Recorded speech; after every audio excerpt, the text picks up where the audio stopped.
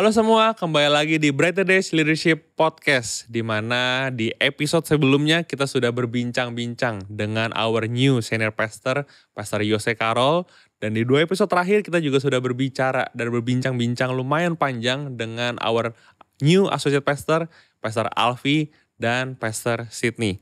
Di episode kali ini kita akan berbicara dan berbincang-bincang dengan our new associate pastor of teaching and generations, Pastor Kenny Go. Halo Boleh. Gabriel. Halo Pastor Kenny. Hai semuanya, apa kabar? Mungkin hari ini aku izin untuk boleh panggil Pastor Kenny sebagai Koken. Boleh. Boleh lah ya. Kalau gitu aku panggil kamu apa nih? Gabriel, Gebi boleh. Oke, baik, Gabriel atau Gaby ya. Ya. Sepakat. Oke, sip. Nah mungkin sebelum kita coba lebih lanjut dulu, mungkin kayak kita coba fun aja dulu ya sebentar ya. Boleh. Kan Pastor Kenny udah berapa tahun di JPCC? Di JPCC sejak tahun 2005, jadi sudah 20 tahun. 2005. Oh wow, 20 tahun. Oke. Jemaat ya? Iya dari jemaat berarti Yes. kan. Dari jemaat 2005 berarti sudah 20 tahun. Nah berarti kan, oh ya sebelumnya kan Pastor Kenny juga melayani sebelumnya itu juga sebagai next gen pastor. Dan juga ada sebagai teaching pastor juga. Boleh nggak cerita mungkin 1 atau mungkin 2 kalimat yang menggambarkan pribadi Pastor Kenny itu apa sih? Pribadi Koken. Dalam konteks next gen sama teaching pastor maksudnya atau apa? Dalam hal keseluruhan aja. Oh, oke. Sebagai person gitu. Saya menggambarkan diri sendiri ya? Wah, ini challenging nih. Atau apa yang saya dengar dari luar? Yang denger aja dari luar lo gitu. Oke. Kalau yang saya dengar di luar, beberapa minggu lalu ada yang nanya saya. Oh ini baru banget berarti baru ya? banget. Dia tanya, dia panggil saya Koken. Saya bilang, Koken, emang Koken orangnya se-chill itu kah? Gitu. Which is surprising buat saya. Karena ya itu berarti satu ya, ada yang bilang saya chill gitu. Saya tahu ada juga ada yang baru sadar chill berarti ya? Iya, ada juga gosip yang bilang saya orangnya serius banget kelihatannya gitu. Ya, menarik. jadi ini kayak bertolak belakang nih. Ada yang bilang chill, ada yang bilang serius. Dan beberapa bulan lalu ada juga seorang teman yang bilang kamu tuh kontroversial banget katanya gitu. Maksudnya gimana kontroversial? Nggak tahu ya, entah mungkin dia bilang sering dengar hal-hal yang saya bicarakan tuh katanya panahnya sih berbeda gitu daripada mainstream gitu kan. Dan kadang agak edgy. Nah saya nggak tahu itu kata orang, mungkin ada yang setuju ada yang nggak setuju. Tapi saya ya itu jadi 3 ya. Ada chill, ada serius, bertolak belakang, dan ada yang kontroversial. I don't know. Saya nggak terlalu dengerin sih gitu-gitu. Menarik. Ya memang Pastor Kenny memang se-chill itu, jadi kayaknya gak bakal didengerin juga sih.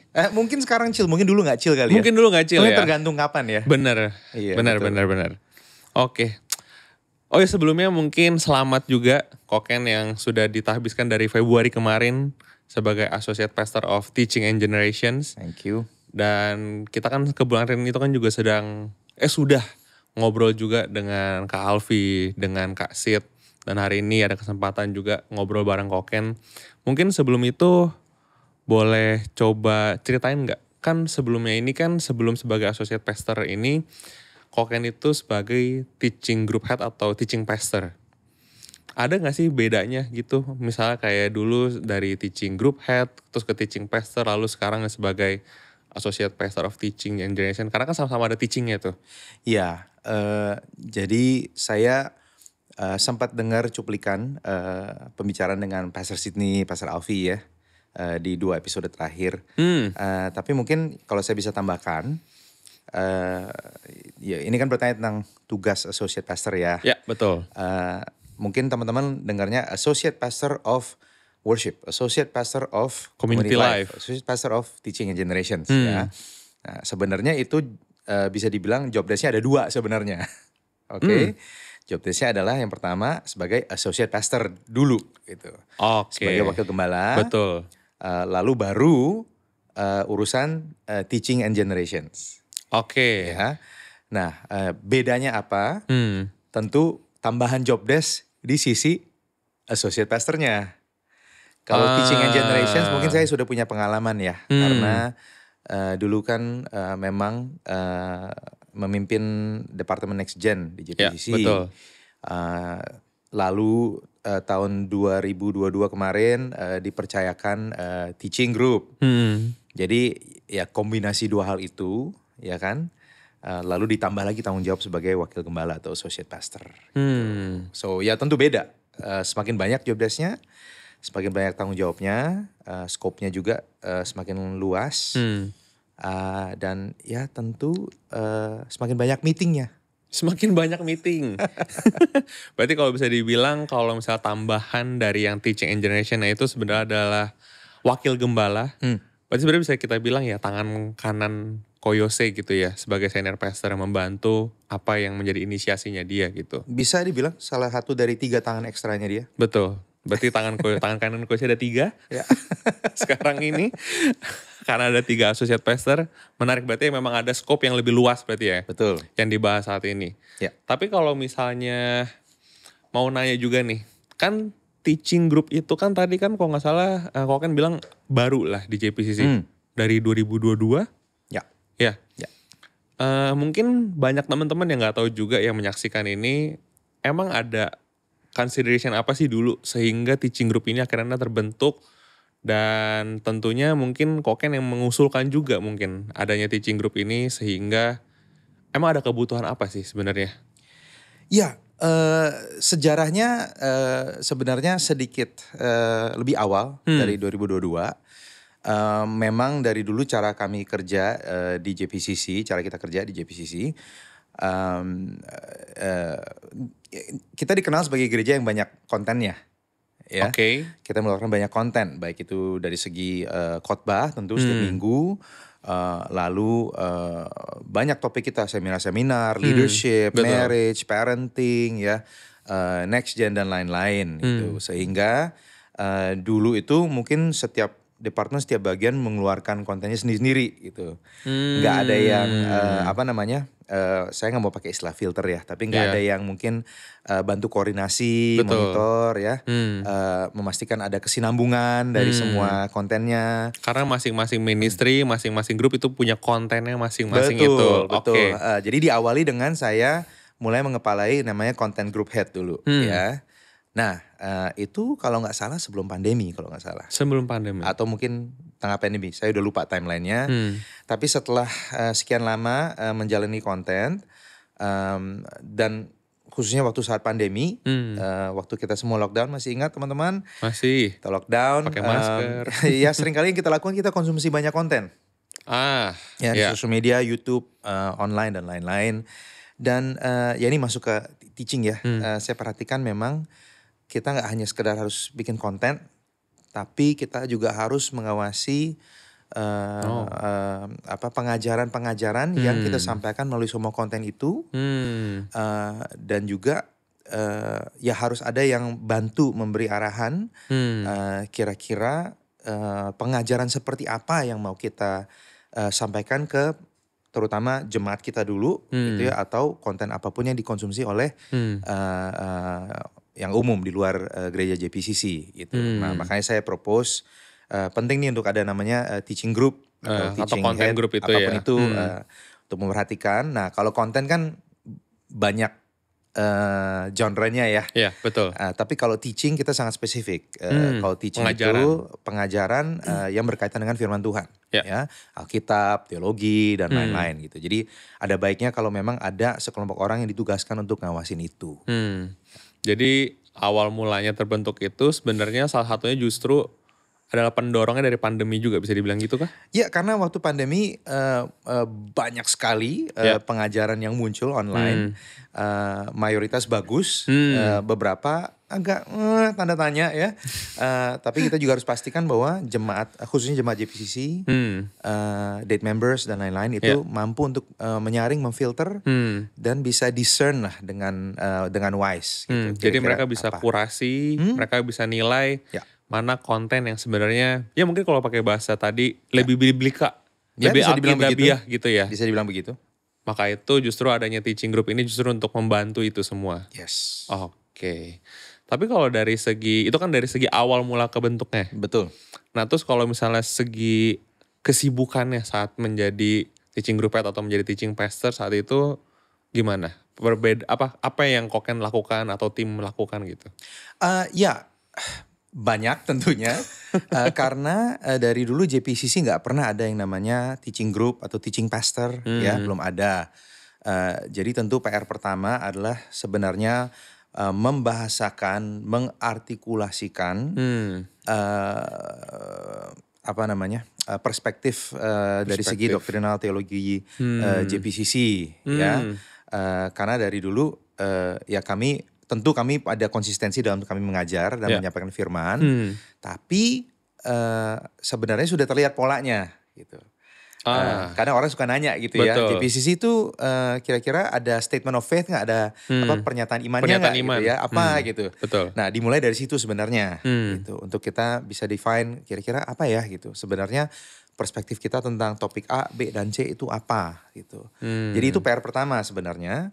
Dan yang kedua tentu untuk bisa diturunkan ke semua bagian di gereja gitu, di JPCC.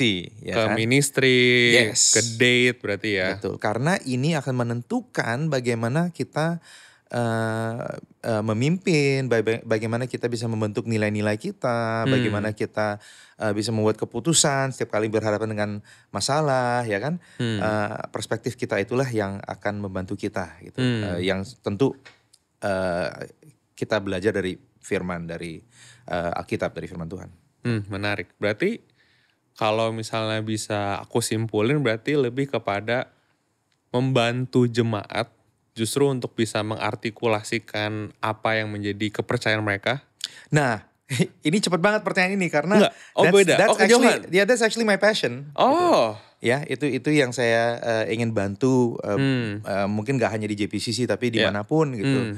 Saya merasa bahwa banyak orang percaya itu tahu apa yang mereka percayai, ya mereka hidupi, tapi di zaman seperti ini ada baiknya untuk kita mampu untuk menyampaikan, mengartikulasikan kepercayaan kita dengan jelas, ya, supaya bisa dimengerti, karena kita dipanggil untuk jadi saksi Kristus gitu. Ya kalau bersaksi, ada baiknya kalau saat kita bersaksi itu bisa dimengerti oleh orang lain. Ada artikulasi yang kita mengerti. Betul. Oh, berarti bisa dibilang awal mulanya itu bisa diceritakannya itu ketika teaching group ini dibentuk, itu justru untuk mendorong supaya setiap orang yang percaya tentunya itu justru bisa mengutarakan. Ya, salah satunya itu. Iya, salah satunya ya. Karena for the longest time kita sering dengar ya bahwa ada yang bilang mereka akan baca hidup kita. Ya, kita jadi contoh. Kita adalah buku berjalan. Ya, kita buku berjalan gitu. They won't read any other Bible except your life gitu. Nah, buat saya itu setengahnya doang gitu. Ya, penting untuk kita menghidupi firman Tuhan, penting untuk kita jadi contoh dari karakter kita, tapi penting juga untuk kita mampu menyampaikan dan menjelaskan gitu. Kenapa kita sebagai orang percaya memilih untuk hidup seperti ini. I think itu penting ya, dan nggak perlu jadi ahli teolog, nggak perlu sekolah Alkitab untuk bisa melakukan itu. Itu sesuatu yang mendasar ya. Jadi, tapi jalannya ke situ nggak sesimpel itu. Ya, nggak simpel maksudnya. Ada prosesnya. Ada prosesnya, karena apa? Karena saya juga tahu bahwa mayoritas kita, termasuk saya sendiri, mungkin harus unlearn banyak habit yang kurang membantu gitu. Cara kita baca Alkitab, cara kita belajar, cara kita menafsirkan, pengertian kita akan sesuatu. Betul, semua itu come into play, menjadi factor di mana kita harus do it properly lah gitu. Dan goalnya bukan supaya kita terlihat keren atau terlihat pintar. Goalnya adalah supaya kita jelas. Kita punya pengertian yang jelas tentang iman kita, tentang apa yang kita percaya. Tuh. Nah, proses kesananya nggak mudah. Betul. Ya, lebih mudah ngajarin dari anak-anak kecil. Ya, which is why saya passionate tentang next gen. Gitu. Karena mereka mudah untuk diajar dan dari masih muda dibentuk gitu ya. Kita bisa instill habits yang lebih yang sehat untuk mereka membaca, Betul. menafsirkan firman, dan kasih mereka tools untuk bisa nggak hanya menghidupi, tentu itu penting banget, but the other half untuk bisa menyampaikan apa yang menjadi iman kepercayaan mereka. Gitu. Berarti bisa dibilang sebenarnya mungkin kita sebagai orang percaya, kita seringkali tuh terima. Dan kita meyakini juga tentunya ya. Tapi at the same time mungkin kita kurang mengerti. Bisa dibilang gitu. Dalam hal kita, apa yang kita percaya sehingga ketika kita coba untuk mengeluarkannya dalam kata-kata. Supaya orang bisa dengar apa yang kita percayai, apa yang menjadi step of faith-nya kita. Itu yang mungkin kita harus coba latih juga gitu. Iya, karena buat saya begini, dalam hidup ada banyak hal yang kita mengerti. Saya ngerti cara mengoperasikan handphone. Saya tahu cara pakai jam tangan dan lain-lain ya. Tapi saya belum tentu saya bisa menjelaskan bagaimana sesuatu works gitu. Betul. Belum tentu gitu kan. Sama halnya dengan iman kepercayaan kita gitu. Ada banyak orang ngerti sebenarnya. Menarik. Mereka tahu. Tapi kalau suruh jelasin ke orang lain belum tentu dia bisa. Gitu. Jadi kadang mungkin dia kurang kosakatanya, mungkin kurang mengerti alur flow logikanya mungkin, ya nggak menguasai, gitu. Sehingga itu jadi agak stuck. Jadi ya ini dalam upaya untuk bantulah teman-teman semua, jemaat dan teman-teman di luar JPCC mungkin untuk lebih bisa pede. Kasih tahu orang lain gitu, kenapa ya saya ikut Yesus, kenapa saya percaya Yesus, kenapa saya percaya Alkitab gitu. And that's what I like to do. Jadi bisa dibilang kayak contoh, kan kalau dulu yang sering ini kan, oh ya kenapa kamu melakukan ini? Ya karena Alkitab yang ngomong. Itu kan berarti kan kayak kurang puas gitu lah ya. Justru sebenarnya yang mau menjadi passionnya dari Koken justru adalah, iya betul memang Alkitab ngomong seperti itu. Tapi kamu tahu gak apa yang kamu percaya, apakah cuma karena Alkitab ngomong, atau tuh jadi conviction juga. Ya, atau kamu yakin bahwa yang diajarkan Alkitab ini, firman Tuhan ini solusi terbaik. Oh. This is the best. Udah langsung ngomong the best ya? Iya dong. No other option ya? For me no other option, buat saya. Ya.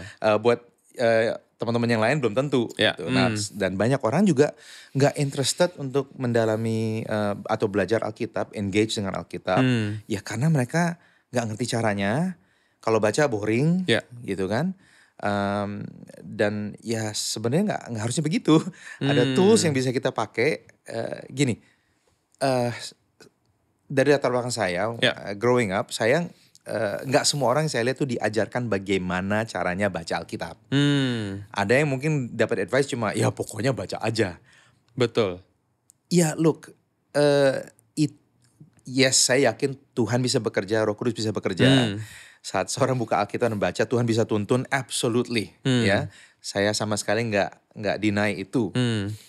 Tapi buat saya itu special case. Ya. Untuk orang yang normal, nggak harusnya seperti itu. Itu harusnya kita belajar bagaimana sih caranya baca yang benar.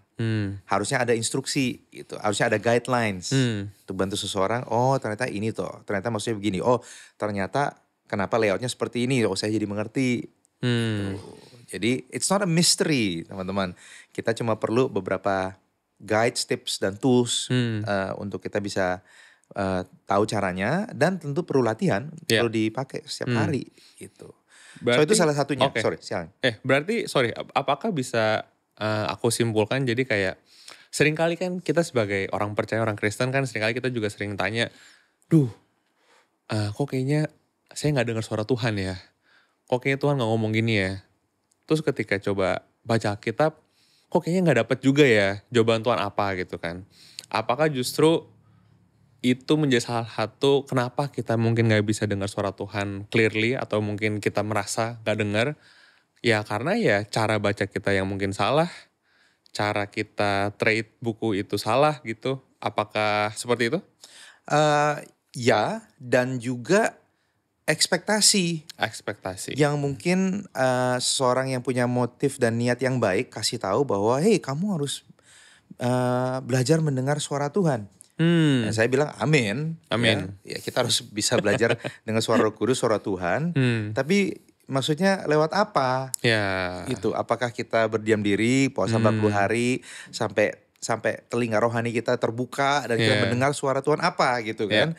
Atau saya bisa kasih tahu bahwa Tuhan bicara lewat firman-Nya. Tuhan bisa bicara lewat audible Verbal, langsung. audible ya. Bisa. Tapi most of the time untuk orang normal Tuhan akan bicara lewat firman-Nya. Apa yang kita pelajari lewat firman-Nya. Dan itu juga sesuatu yang sangat natural. Sangat Kita natural. baca, kita telusuri, kita dalami, kita belajar. Dan lalu kita dapat sesuatu dari situ. Dan Tuhan Roh Kudus bisa pakai apa yang kita pelajari untuk say something specific untuk kita. Bisa. Tapi semua diawali dari mana? Dari kita tekun, belajar, mendalami firman Tuhan. Jadi sebenarnya bisa dibilang kalau misalnya kita baca Alkitab cuman sekedar baca aja, tentu itu baik. Spiritual rutin yang baik. Cuman itu gak cukup. Gak cukup. Untuk kita mungkin bisa lebih memahami Tuhan. Kita bisa lebih memahami apa yang Tuhan mau melalui hidup kita gitu ya. Ya. Wow. Nah karena saya grow up di tradisi atau framework kita harus cari Tuhan. Cari Tuhan. Ya, saya nggak tahu Gaby pernah dengar itu atau enggak. Iya. Tapi orang selalu bilang cari Tuhan, cari Tuhan. Nah saya dulu pikir cari Tuhan itu gimana caranya gitu. Ya kan. Nah sekarang secara praktis saya bisa share ke teman-teman bahwa hey, mencari Tuhan buat saya ya kamu gali firman. It's right there di depan kamu. Cari tahu apa yang dimaksudkan dengan apa yang ditulis oleh para penulis di Alkitab. Mungkin ini juga yang kenapa kalau kita look back ke Alkitab ke Mazmur 1 dibilang kan juga siapa yang berbagi yang merenungkan firman ya. Mungkin gak cuma baca. Salah satu itu. Tapi kita renungin at the same time ya renungin kan kita pelajari, kita resapi dalam hati kita gitu ya. Salah satunya ya. Mungkin kalau aku coba flashback ke khotbah Koken beberapa minggu lalu. Ya beberapa minggu lalu ya sampai ini video terbit. Mungkin beberapa bulan lalu gitu ya. Kan Koken juga sempat ngomong kalau misalnya firman kita adalah firman yang hidup. Dan firman yang hidup itu adalah ketika kita baca, itu gak cuma sekedar kita baca, kita jadi perenungan baik doang di kepala kita dan di hati kita. Tapi kita berlakukan di kehidupan kita dan itu kita baru sadar bahwa firman kita itu adalah firman yang hidup gitu. Apakah kurang lebih seperti itu? Ya, persis seperti itu. Not much to comment there, tapi ya itu. Itu yang kita mau. Ya. Again, kita baca firman itu, kita baca Alkitab, tujuannya kan bukan untuk jadi sok pinter. Betul. Dan tujuannya bukan sekedar knowledge dan tahu banyak, tapi untuk kita mengizinkan firman itu inform cara kita berpikir, membentuk values kita, apa yang penting buat kita, ya kan, apa yang kita hargai, dan itu yang akan menentukan keputusan kita dalam kehidupan kita. Wow. Mungkin coba cerita sedikit ya.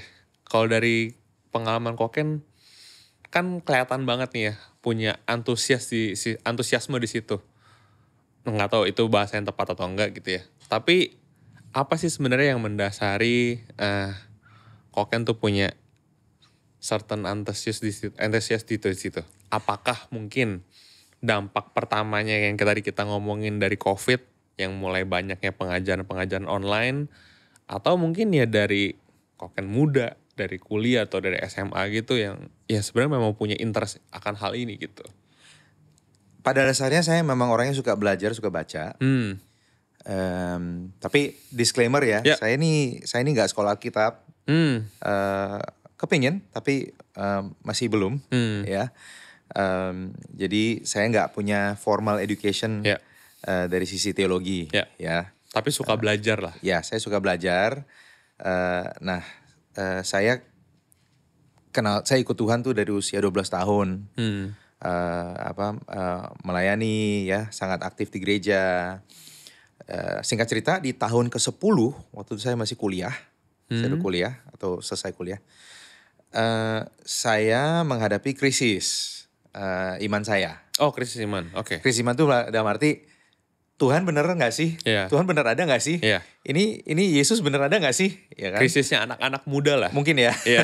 Jadi karena saya mulai meragukan Tuhan, dan saya temukan keraguan saya itu karena saya punya ekspektasi yang mungkin keliru gitu. Dan semua itu muncul dari ya mungkin pengajaran yang saya dengar ya, yang saya terima gitu. Dan saya nggak proses dengan baik gitu. Jadi ya masih muda, masih muda sih tapi jauh lebih muda dulu. Kecewa gitu sama Tuhan, kayak Tuhan kok begitu sih, kok Tuhan kok begini, kok hidup seperti ini. Karena gitu. punya ekspektasi yang tadi ya.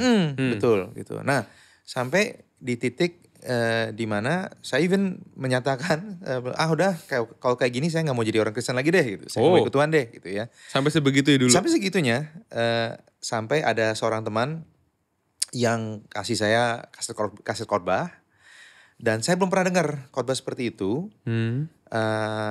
yang mengarahkan kita untuk ya belajar firman sendiri. Gitu.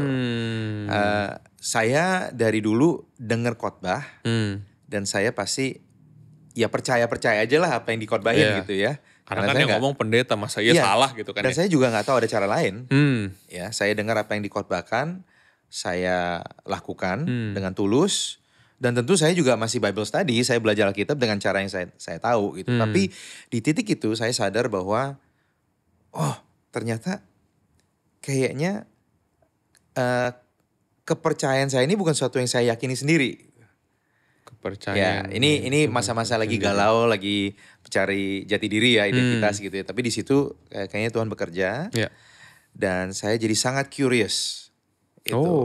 Saya jadi sangat-sangat curious tentang sebenarnya ini benar nggak ya? Sebenarnya Yesus benar nggak sih? Sebenarnya ajaran itu benar atau enggak gitu. Nah, selama periode 1, 2, 3 tahun itu tuh saya baca buku teologi itu banyak banget. Oh ya? Saya dengerin khotbah-khotbah dari berbagai aliran yang mungkin di luar banget dari aliran saya dulu gitu. Dan di situ saya justru menemukan kesegaran kembali. Dan di situ saya mulai passionate untuk bantu orang-orang untuk bisa, saya akan pinjam istilah, punya iman mereka sendiri. Authentic faith. Iya gitu, their own faith. Jadi saya sadar bahwa dari dulu kepercayaan saya itu nebeng. Ya. Oh menarik. Saya dulu ke gereja karena saya ikut orang tua saya. Saya percaya ini karena guru sekolah minggu percaya. Ya, saya percaya ini karena memang pastor saya ajarin dan dia percaya, ya udah menurut saya nggak pernah dengar ajaran lain, ya udah saya percaya aja gitu. Tapi melalui proses krisis ini saya jadi mencari apa sih sebenarnya yang saya yakinkan sendiri gitu.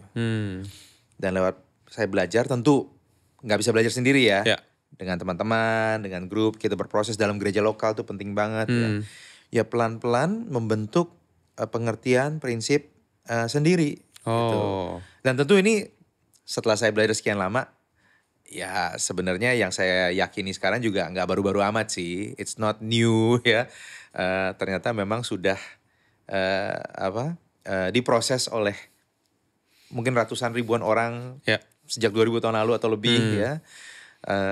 Tapi ya I join them in the big story yang Tuhan sedang rajut itu dalam sejarah manusia gitu. Dan saya sangat-sangat excited untuk itu, untuk mengerti tujuan Tuhan itu apa. Untuk kita semua, untuk mengerti tujuan Tuhan untuk masing-masing kita tuh apa. Kenapa Yesus datang ya. Apa yang ekspektasi Tuhan terhadap hidup kita tuh apa.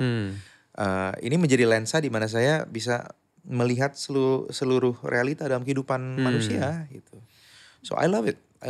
Berarti bisa aku simpulkan dengan sederhana, sebenarnya justru kecintaan terhadap firman Tuhan dan mungkin bahkan kejelasan ya akan firman ini sebenarnya berbicara direct kepada kita sebagai orang yang membacanya, yang Tuhan sudah berikan, justru bisa melalui setiap krisis rohani yang sedang dihadapin.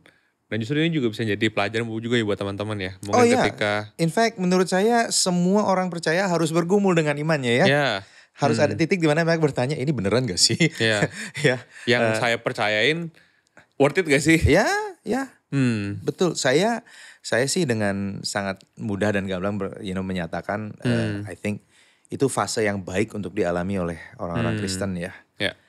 Khususnya yang beranjak dari latar belakang yang sangat rohani gereja Kristen ya, ya you have to ask. Betul. Ya, apakah ini sesuatu yang cuma diwariskan doang, yang saya percaya tanpa Ikut-ikutan doang. Iya, ikut-ikutan doang. Kadang kita nggak sadar. Ya. And by the way, ikut-ikutan is not bad ya. Ya. Buat saya itu karena buat saya selama kita ikut Tuhan, Tuhan Yesus mau dengan cara apapun it's fine. Gitu. Ya. Tapi alangkah baiknya kadang kalau kita berani bertanya, itu buat saya akan membuka kedalaman Ya. yang lebih lagi dalam kita memproses dan mencari kebenaran ya. Wow. Bahkan mungkin level usia apapun bisa ya menghadapi krisis itu ya. Gak harus muda dulu gitu. Ya biasanya remaja sampai dewasa muda kali ya. Remaja Ya sampai memang dewasa seasonnya muda. begitu ya. Iya. Yang biasanya ada yang udah gak mikirin lagi ya kan. Ya kalau masih terlalu muda juga ya I just wanna play, mau main-main aja gitu. Betul. Menarik. Tapi mungkin apakah dari cerita Koken tadi ya, apakah ini justru menjadi momentum ketika, tadi kan Koken kan juga cerita ketika masa mudanya. Apakah justru ini mungkin jadi salah satu panggilan Koken juga untuk bisa mau generasi muda atau next gen yang kita kenal itu supaya memiliki iman personal itu sendiri. Yes. Dari perjalanan itu sehingga Koken kayak ngerasa anak-anak muda nih harus nih kayak gini nih gitu. Ya saya kalau pakai kalimat anak muda harus gini, saya ngerasa kayak tua banget gitu ya. Cuma buat saya pribadi, this is why I love the next generation. Seperti saya tadi bilang, mereka masih curious, masih punya energi untuk memproses, bertanya, dan tentu ya anak-anak ini suatu hari akan jadi dewasa dan mereka akan shape the world gitu. Wow. Ya, jadi alangkah baiknya kalau saya bisa berkontribusi dalam proses di mana mereka figuring out life itu dan menawarkan ini ada jalan yang lebih baik lagi untuk kamu bisa menginterpretasikan realita yang menurut saya adalah realitas sesungguhnya dalam Tuhan gitu, dalam Yesus gitu. So I want to introduce them to Jesus dan firman-Nya dan memfasilitasi mereka untuk bisa ngalamin bahwa ya Tuhan tuh real. Wow. Ya, dan Tuhan mengasihi mereka. And I think ya itu sesuatu yang setiap orang yang cinta Tuhan tuh harusnya bisa melihat ke situ ya. Setiap orang yang cinta Tuhan. Menurut saya gitu. Dan kadang orang bilang, lu kan kok sempit banget sih ngelihatnya cuma itu doang ya. Ya itu conviction saya lah ya. Personal conviction ya. Personal conviction banget gitu. Dan yang juga tentu udah diproses juga ya. Iya, dan yang tentunya saya ngajak sebanyak-banyaknya untuk ke situ. Betul. Gitu, ya, I mean ya kita selalu bilang anak-anak muda ini masa depannya kita. Ya kan? Pastor Yose pun juga sering ngomong kalau masa generasi muda adalah masa depan gereja, bangsa. That's why family and generations menjadi dua kata kunci di fokusnya JPCC ke depan. Ya, karena kita percaya ya kita perlu keluarga yang baik, kondusif untuk masa depan bisa bertumbuh, ya kan? Dan generations ya kita harus dengan sengaja, dengan intensional bisa equip anak-anak muda untuk bisa menjadi pribadi-pribadi yang hidup dalam tujuan hidup mereka dalam Tuhan. Ya. Wow. Mungkin karena tadi Koken juga udah ngomong gitu ya. Kan apa yang menjadi fokus JPCC ke depan. Discipling family and generation through word and worship. Mungkin boleh jelasin sedikit gak? Kayak role Koken sebagai associate pastor saat ini. Associate pastor teaching and generations. Itu bagaimana untuk membantu fokus dari Pastor Yose juga sudah sampaikan ya. Ya, tentu seperti yang Pastor Sydney, Pastor Elvi katakan itu milik kita semua ya. Betul. Tapi secara departmental kita lihat ya, family di bawah saya, next gen di bawah saya, itu family generations ya. Lalu word di bawah teaching saya gitu. Jadi worship ada di Sydney. Pastor Sydney, dan betul. kata kunci discipling di bawah Pastor Alfi, ya kan. Nah, of course kita semua kerja bareng ya, karena amanat agung yang Yesus berikan adalah jadikan bangsa-bangsa muridku ya. Nah, saat kita dimuridkan ya dengan apa? Ya tentu dengan firman Tuhan. Ya kan. Dan dampak dari yang kita lakukan tentu mempengaruhi angkatan-angkatan selanjutnya for generation. So saya ngeliat ini sebagai satu yang holistik ya, nggak Dan long term ya. Ya, nggak kepisah-pisah Ya. job desk gitu. Betul. Tentu kita harus mempersiapkan program-program. Nah, mungkin begini deh. Ini adalah bisa dibilang ini kata besar ya. Saya nggak tahu aman nggak di Bright Race Podcast nih ya. Tapi ada istilah yang namanya eklesiologi ya. Eklesiologi. Itu eklesia, gereja, gereja. logi, study of ya. Nah, eklesiologi saya adalah bukan saya, it's not original, tapi yang saya percaya, ya, saya pegang. Fungsi gereja itu ada 3. Fungsi gereja. Ya, yang pertama tentu untuk kita menyembah Tuhan, worship. Ya, kedua untuk memperlengkapi orang-orang Kristen, ya, orang percaya, which is discipling and word, ya, pengajaran juga, ya kan. Dan yang ketiga adalah untuk menjangkau dunia, to reach the world, mission, ya, dan mission berarti sehari-hari ya, keluar dari gereja, betul, di marketplace, di keluarga kita, di family, orang-orang yang bersama, yang dekat dengan kita itu adalah ladang misinya kita. Betul. Dan yang saya yakini juga urutannya begitu. Urutannya penting. Oh. Ya. Jadi tujuan utama untuk kita menyembah Tuhan. That's why kita disciple orang-orang. Kita disciple keluarga, generations. Tujuannya apa? So that everybody will worship God. Wow. Ya. Itu penting. Itu tujuan akhir gitu. Semua harus worship. Ya. Baru kita bicara soal word, ya. Baru kita bicara soal menjangkau dunia, gitu. Karena saya melihat juga mungkin ada yang kebalik-balik nih urutannya. Ya, buat saya, again, karena prioritas kita yang utama adalah menyembah Tuhan, saya juga percaya dan yakin bahwa kalau kita punya pengertian yang benar, kita bisa menyembah Tuhan yang benar. Kita menyembah Tuhan dalam roh dan kebenaran. Ya jika kita punya pengertian yang benar untuk menyembah, kita akan menyembah Tuhan. Ya, I still believe gini. Kadang orang pikir kamu nih fokus di teaching gitu ya. Wah, pasti jago debat lah, apa segala gitu ya. Nah, that's not. Itu bukan fokusnya saya. Gitu. I still believe bahwa kita harus bantu orang-orang tuh bisa mengalami Tuhan, to experience Jesus untuk diri mereka sendiri. Gitu. Saya masih percaya bahwa terlepas dari seberapa jagonya kita khotbah, kita ngajar gitu ya, ultimately setiap pribadi itu harus bisa mengalami Tuhan sendiri. Mengalami gitu. Tuhan. Iya. And biasanya through worship, it's a powerful vehicle untuk kita bisa mengalami Tuhan bersama-sama gitu saat kita menyembah Tuhan bareng gitu. So itu cover semuanya, nggak berurutan, tapi saya ngelihatnya sebagai satu keseluruhan gitu loh. Berarti kalau dari partnya Koken lebih kepada family, dan tentunya itu adalah next gen juga, tapi melalui juga firman Tuhan, gitu ya. Memang sebenarnya kalau misalnya dari segi situ, tentu kalau firman kita sudah bahas ya, firman yang seperti apa yang mau dibangun, terus kemudian bagaimana orang-orang juga punya bahasanya mereka. Tapi kalau dari segi generasi muda gitu ya, mungkin kalau aku boleh sedikit tanya, generasi muda seperti apa sih yang mungkin JPC mau tuju atau mungkin yang kau akan lihat gitu? Ya, bukan passion. I think fokus utama khususnya untuk anak-anak muda, ya. And I think ini jadi fokus kita udah cukup lama. Pertama ya bantu mereka discover their identity dalam Yesus. Ya, identitas baru mereka yang udah nggak lagi berakar di dosa dan Adam, tapi dalam Yesus dan dalam kebenaran Tuhan gitu. Itu identitas mereka. Kita harus bantu mereka untuk mereka menemukan itu. Dan yang kedua adalah purpose, tujuan hidup. Ya. Wow. Kita harus tanya, kamu ini hidup buat apa? Ya kan, buat apa dan buat siapa? Gitu. Dunia menawarkan ya hidup untuk diri sendiri, untuk kesenangan, untuk sukses, untuk bisa diakui, ya kan.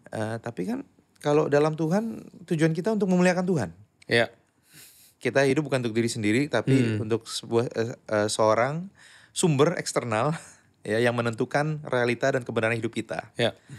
So buat saya as simple as that. Saya kalau ngobrol sama anak muda, yang lebih muda, adik-adik, whatever gitu ya, discipling mereka gitu. Ujung-ujungnya ya pasti kita akan bahas soal security dalam identitas mereka. Mereka siapa. dan kira-kira tujuan hidupnya apa. Gitu. Mereka tahu nggak tujuan mereka itu apa? Ya, mereka mau ngapain gitu. Baik secara general Ya. ataupun secara spesifik gitu. Bagaimana kamu membuat keputusan untuk hidupmu sendiri tuh apa frameworknya gitu. Ya kan? Kriterianya itu apa? Dan share apa yang firman Tuhan katakan, ya kalau misalkan kau memuliakan Tuhan, kau pasti akan dipuaskan kok. Kalau kamu Hidupmu memuliakan itu Tuhan pasti akan dipuaskan. berarti karena kita diciptakan untuk memuliakan Tuhan. Ya. Jadi dalam profesi apapun ya, dalam pekerjaan apapun, I think motivasi itu lebih penting ya. Motivasi. Motivasi itu penting dan tentu motivasi akan mempengaruhi cara kita, etika kita, karakter, nilai dan lain-lain. Ya. Wow. Berarti kan mungkin sekarang kita coba ngomong dari segi gereja sebagai tubuh Kristus. Nggak cuma JPCC doang gitu ya. Tentu kan, ya tentu kita sebagai gereja, kita juga mau bersatu juga dengan tubuh Kristus yang lain yang kita juga yakin bahwa Tuhan pakai. Tapi mungkin boleh nggak mungkin ceritakan atau mungkin kasih apa yang menjadi hati lah dari Koken itu untuk generasi muda supaya bagaimana untuk gereja juga bisa untuk membantu generasi muda seperti apa. Kemudian bagaimana untuk gereja juga mungkin bisa bersatu juga untuk membangun generasi seperti apa yang di mata Tuhan gitu. Ya, ini jawabannya luas ya. Ya. Apa mungkin karena guanya yang ribet aja kali. Tapi saya sejak mulai masuk ke ranah teaching dan lain-lain, saya juga tahu bahwa ini bukan sesuatu yang bisa dilakukan dalam 1 atau 2 tahun. Ya, ini kita memulai sesuatu dengan harapan ini akan menjadi gerakan ke depan. Movement ya? Ya, bukan ya. Nggak sampai movement juga? Mungkin lebih besar dari movement kali ya. Lebih karena besar. Movement kan biasa ada brandnya lah, ada ini. Tapi sesuatu yang menjadi mungkin kebiasaan ya, atau gaya hidup gereja-gereja gitu. Saya melihat sekarang ada banyak polemik ya dari sisi teologi, doktrin dan lain-lain gitu. Saya sih kerinduan saya sebenarnya adalah gereja-gereja itu kembali menekankan literasi Alkitab.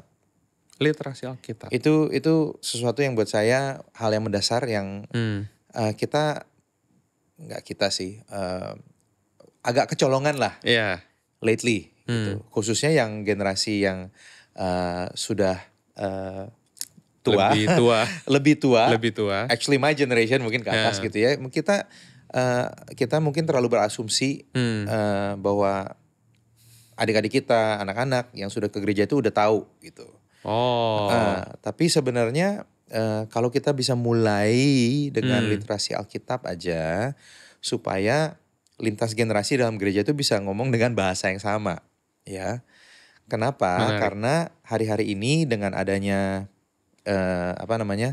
internet, social media dan lain-lain. Nah, saya nggak bilang ini jahat dan lain, nggak gitu. Tapi dengan akses ke informasi yang begitu banyak, yang begitu mudah juga, mudah dan banyak, ya, overwhelmingly banyak. Again, kita nggak kekurangan informasi, tapi kita kekurangan kemampuan untuk interpretasi, untuk menafsirkan informasi, tapi kita kekurangan kemampuan interpretasi. Jadi dapat informasi sih gampang. Tapi untuk kita make sense informasi itu, untuk kita menafsirkan, menginterpretasikan, nah itu butuh dibantu itu. Perlu dibantu gitu. Itu sebabnya saya melihat kadang tadi kita udah bahas eklesiologi, ini ada one more big word, yaitu sinkretisme gitu ya. Sinkretisme adalah saat ajaran-ajaran berbeda itu mulai nyampur gitu ya. Jadi gak jelas gitu. Atau jadi sesuatu yang baru gitu. Nah, saya melihat, apakah bisa dibilang sesuatu yang make sense, tapi sebenarnya mungkin secara truth-nya mungkin beda, mesti beda gitu. Iya, tapi ya saya melihat ada banyak pengajaran di gereja juga mulai mengalami sinkretisme gitu, mulai masuk ke gereja gitu ya. Sehingga kita nggak bisa pilih-pilih ini maksudnya filosofi dunia atau ini dari Alkitab gitu. Nah, untuk kita bisa mulai semua itu harus didasari dengan literasi Alkitab dulu. Untuk mengerti ini penyusunan buku Alkitab mungkin, ya kan? Tokoh-tokoh di Alkitab mungkin yang diajarkan tuh apa? Lalu perbedaan perjanjian lama dan perjanjian baru itu apa? Hmm. Injil itu apa? Ya. Ya kan? Janji Tuhan itu apa?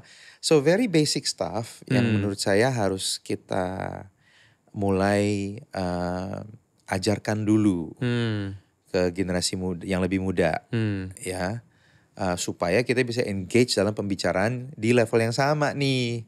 Karena saya melihat kadang ada orang yang dewasa yang mungkin literasi Alkitab lebih tinggi, Ya. dia berasumsi bahwa ada anak Gen Z, Gen Alpha, ya, dia berasumsi hanya karena mereka ke gereja mereka punya pengertian landasan yang sama. They don't, gitu ya.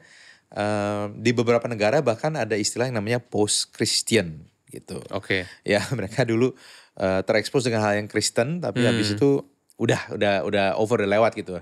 Udah nggak lagi menganut nilai-nilai kekristenan dalam hidup mereka. Nggak ada kedalamannya gitu ya. Mereka udah move on basically. Oh, udah move on. Ya, dulu udah pernah tapi terus gue move on gitu kan. Meninggalkan ya. Jadi buat saya dimulai dari situ dulu. Saya rindu gereja-gereja. Contoh ya kalau khotbah, contoh, ya jangan langsung, jangan fokusnya cuma sekedar entertain orang. Wow. Jangan fokusnya cuma hanya sekedar menyatakan, wah, I have a unique special revelation dari Tuhan gitu, atau apa yang menarik untuk mereka dengar. Atau filosofi dari mana gitu ya. Tapi start untuk menjelaskan firman, menjelaskan Alkitab gitu. Karena itu yang akan mereka pegang sehari-hari. Betul. Dan saat mereka melihat yang berkhotbah, yang bicara gitu ya, mulai mengupas firman, ya saya punya harapan jemaat juga merasa mereka dimampukan untuk melakukan itu juga gitu. Jadi buat saya literasi Alkitab itu sesuatu yang mendasar, yang bahkan bisa menjadi fokus banyak gereja minimal 10 tahun ke depan. Gitu. Kita di JPCC juga nggak muluk-muluk mau langsung ngajar teologi apa segala. No, we focus on this is why the Bible is interesting, malah kita mulai dari situ dulu. Betul. Alkitab itu menarik gitu. Dan ada hal-hal yang bisa kita pelajari dalam yang berguna dalam Alkitab gitu. Kita start very small steps. Tapi makanya kita sebut engaging the Bible. Ya, karena tadinya mereka disengage, mereka cuek, mereka anggap ini buku susah. Betul. Mereka anggap ini suatu yang rumit, mereka nggak bisa mengerti. Tulisan kuno. That's right. Bantu mereka untuk engage aja dulu, kayak tertarik. Betul. Dan tahu bagaimana untuk baca. Dan tahu bagaimana untuk make sense. Wow. Gitu. Start dari situ sih. Saya sih nggak punya targetnya nggak terlalu gimana-gimana banget. Please churches, JPCC termasuk gitu ya.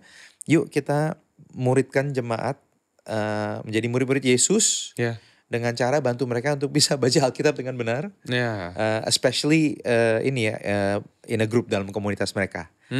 Karena kita lihat komunitas yang kuat tuh selalu kan mereka ada interestnya ya bareng ya.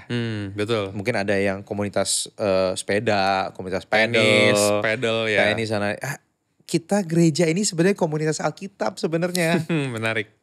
So kita harus, saya yakin kembalikan fokus ke situ. And I believe, balik lagi ya, orang yang menganut worldview, pandangan dunia dari Alkitab, yang ikut Yesus, yang percaya Yesus ya, you will become the best parents. You will have the best marriages. Wow. Kalian akan mengerti cara mengelola finance dengan baik ya. Bukan karena Alkitab straight ngajarin itu, tapi karena nilai-nilai kita dan sumber kita itu dari surga ya, yang kekal, dan Tuhan menciptakan kita semua. Tuhan yang sudah mendesain semua ini sebagai pencipta, Dia tahu caranya untuk kita bisa hidup secara maksimal sebagai manusia ya. Bahkan tadi kalau misalnya tadi Koken sempat mention mimbar di gereja ketika menyampaikan firman gak cuma sekedar apa yang entertain, apa yang sekedar itu doang. Justru ketika mimbar itu dipakai sebagai satu sarana Tuhan untuk bisa kasih tahu Alkitab ini adalah jalan terbaik, the best tadi ya kalau tadi Koken bilang, justru juga bisa membantu juga ya untuk jemaat bisa lihat, oh iya ya ternyata caranya Alkitab itu ya memang the best. Nggak ada cara lain, pemikiran kita segala macam, tapi caranya Alkitab gitu ya. Betul sekali. Wow. Ya, dan ya kalau mau dalami ya belajar apologetika ya. Tapi nggak hanya itu. Again, sehari-hari kita bisa untuk menjadi saksi yang hidup. Gitu. Dan gak hanya harus nunggu khotbah dan nonton khotbah online, tapi dari pengalaman kita pribadi dengan Tuhan melalui kita belajar firman-Nya dan bergantung kepada Roh Kudus. Ya. Wow. Tadi sebenarnya aku ada pertanyaan untuk yang teaching ya, tapi udah langsung kejawab. Udah kejawab? Iya. Okay, good. Thank you. Tapi mungkin aku mau ngasih satu, bukan ngasih satu. Mungkin aku coba mau, ada gak sih yang mungkin Koken mau sampaikan kepada ya mungkin pemimpin-pemimpin muda yang memimpin generasi muda gitu. Mungkin contoh kayak misalnya di JPCC kita dengar namanya small group leader. Mereka ya kalau di gereja biasa mungkin dibilang guru sekolah minggu gitu ya. Mungkin ada yang bisa Koken sampaikan atau menjadi satu words untuk mereka dalam menjalani pelayanannya yang kita tahu rumit gitu ya. Karena kan urusan anak-anak gitu. Apalagi mungkin kan bahasa yang sering muncul tuh, ini kan bukan anak gua gitu ya. Tapi gua kayak pikirin banget nih imannya mereka gitu. Saya mengingat zaman-zaman, masih sih sebenarnya. Bisa dibilang saya nggak pernah nyebut ini murid-murid saya nggak pernah begitu. Saya selalu memposisikan diri kalau ada yang lebih muda, maksudnya dalam iman mereka masih dalam perjalanan, masih belajar ya. Dan tentu dalam kita sharing kehidupan tuh pasti adalah keputusan-keputusan mungkin, kejadian-kejadian pemikiran yang mereka butuh nasihat dan lain-lain gitu ya. Nah, one of the things yang sangat helpful, kenapa saya bisa dibilang survive, dan dalam beberapa kasus berhasil sampai sekarang adalah saya selalu ingatkan diri saya. Ini khusus untuk para leaders itu kan. Iya, betul. Ya, saya selalu ingatkan diri saya bahwa saya bukan Mesias. Saya bukan Roh Kudus. Ya, saya seorang manusia yang tentu masih belajar. Jadi saya nggak pernah punya beban untuk mau ngubah siapa-siapa. Tapi saya selalu mau jadi orang yang siap, to be ready gitu. Kalau ditanyain, saya at least bisa kontribusi sesuatu dan nambah nilai dalam hidup mereka. Ya, dan khususnya untuk yang muda-muda tuh sebenarnya buat saya lebih gampang karena I've been there gitu ya. Meskipun konteksnya berbeda, tapi sepertinya beberapa hal yang saya sampaikan berguna juga buat mereka. Jadi saya nggak pernah ada pressure untuk mau mengubah mereka, tapi saya selalu mau be present untuk mereka. Saya mau hadir buat mereka, saya mau mereka punya tempat yang aman untuk bisa share. Saya mau at least sejauh mungkin beberapa habit saya bisa mereka contohi, khususnya dalam perjalanan iman saya. Dan saya juga mau main game boleh lah ya. Ya itu dia, tuh hobi tuh ya salah satunya ya. Dan yang terakhir juga untuk memotivasi mereka untuk bisa melangkah dalam iman untuk jalani panggilan Tuhan dalam hidup mereka. Gitu. So buat saya I'm always pointing people ke either firman ya, ke Tuhan tentunya, untuk mereka bisa discover sendiri sih. So I'm not the Messiah. Betul. I'm not the Holy Spirit. Betul. Saya bukan Yesus. Tapi saya bisa jadi orang yang Tuhan pakai. Menarik. Untuk itu. Jadi saya nggak menaruh beban itu di diri saya lah gitu, untuk bisa mengubah orang lain gitu. Jadi jangan merasa diri kita adalah Mesias atau Roh Kudus gitu ya bisa untuk merubah orang. Tapi justru percayalah bahwa justru kita adalah media yang Tuhan pakai untuk menjadi kepanjangan tangannya Tuhan. At the same time, daripada kita berusaha atau memikirkan untuk merubah mereka, tapi kita berusaha untuk be present. Dan create safe place juga untuk mereka bisa cerita, bisa ngobrol sama kita. Betul, dan belajar terus. Ya kan, make it personal gitu. Kayak kita harus terus belajar.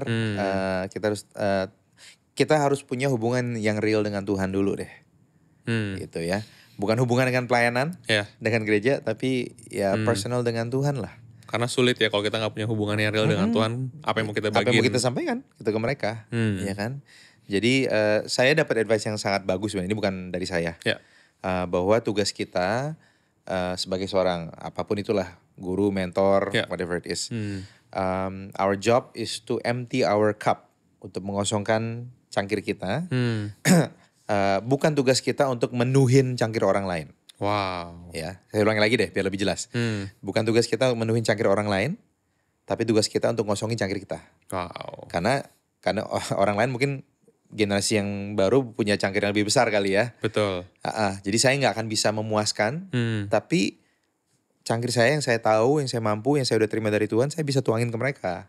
And that's enough. That's enough. Ya. Thank you, Thank you. Pastor Kenny. Thank you, Gaby. Untuk waktunya kita bisa berbincang-bincang. Thank you. Dan ini sudah di akhir video. Thank you juga untuk teman-teman yang boleh menyaksikan, yang saya yakin bahwa apa yang sudah disampaikan, kita tadi ngobrol banyak bersama Pastor Kenny, itu juga bisa menjadi satu inspirasi dan juga memotivasi kita untuk bisa dalam melayani lebih baik lagi, ataupun dalam berkeluarga, ataupun dalam kita membangun keluarga kita sendiri juga. So thank you, Thank Pastor you. Kenny. Thank you. Sampai jumpa di podcast berikutnya.